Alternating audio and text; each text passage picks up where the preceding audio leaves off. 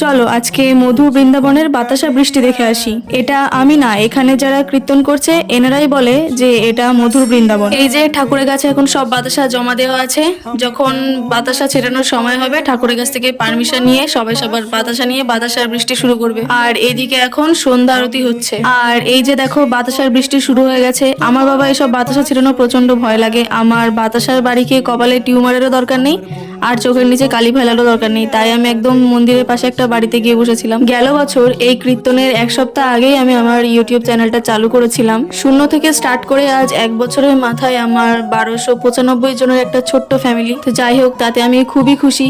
আর যেভাবে তোমরা আমার পাশে রয়েছো, আশা করি ভবিষ্যতে আমার পাশে থাকবে, আর আমার এই ছোট্ট ফ্যামিলি আরো অনেক বড় ফ্যামিলিতে পরিণত হবে। আর এদিকে বাতাসে ছেটানোর পরের অবস্থা দেখো, পুরো ফাঁকা। আর এটা দেখে আমার একটা গান মনে পড়ছে। কোনটা বলো তো? সে একটা গান আছে না, স্বাদের বাতাসা তোর লাগি মোর কীর্তনে আসা, ওটাই।